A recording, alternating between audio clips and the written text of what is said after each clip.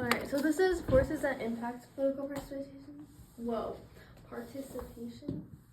So, first of all, the management of political participation is, happens in both democratic and authoritarian. It's a very big common misconception that it does not happen in democratic, but it does. Therefore, they allow political participation or they can restrict political participation. Even democratic regimes restrict it. Why? So they allow it because, as Will talked about, legitimacy.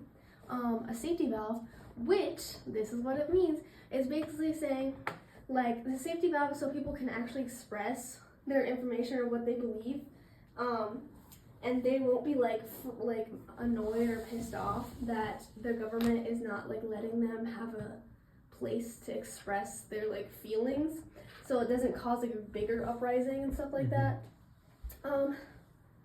Feedback, obviously, middle school. Restrict, so stability and order. So basically democracies usually only restrict political participation if it might interfere with the safety of other citizens.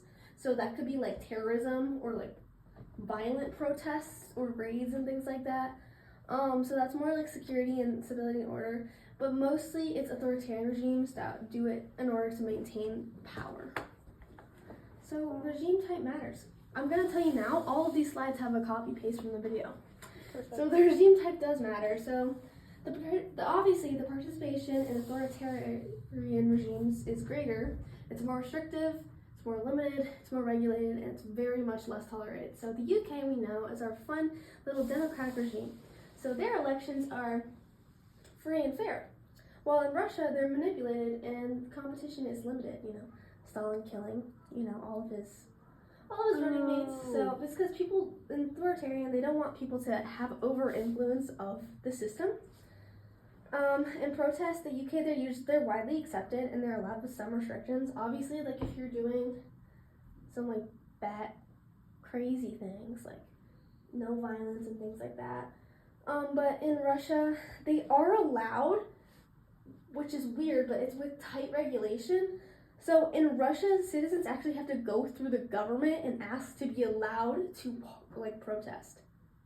Oh. And they can be denied. It's very That's still weird. Model UN core. I know.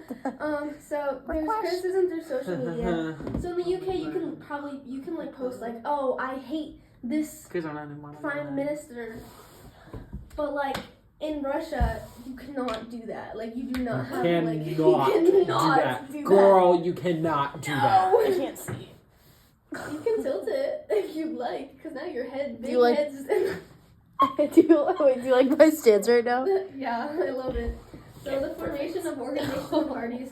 So in the UK, it's mostly unrestricted. But remember, in Russia, with like civil societies, you had to like be allowed from the government in order to form one. Okay, they're not even listening to me. I'm listening. I'm listening. I'm listening. I just need to like start venting some of my energy. I know. I'm like. I need to tire myself out so I go to sleep. So argumentation evidence. Here's some practice about finding evidence for this. So develop an argument as to whether political participation in authoritarian regimes increases or decreases legitimacy. Use one or more of the following concepts. Do you have any ideas, friends? Which one do we want to argue? Let's start with that. It increases legitimacy. It increases legitimacy? Okay. Girl. Because it increases political stability since people think they have a say. Yeah, alright. So we have to pick specific events as evidence. Oh, girl. Right? Oh, girl. So we need to get on that eventually. Yeah. So, oh, girl. Obviously, first we're going to start by picking... Okay, well then, if I had to pick events, I would say decreases. And I would talk about the 2009 thing, because it's like the only thing I know. And like the protests in Russia after Putin reasserted himself.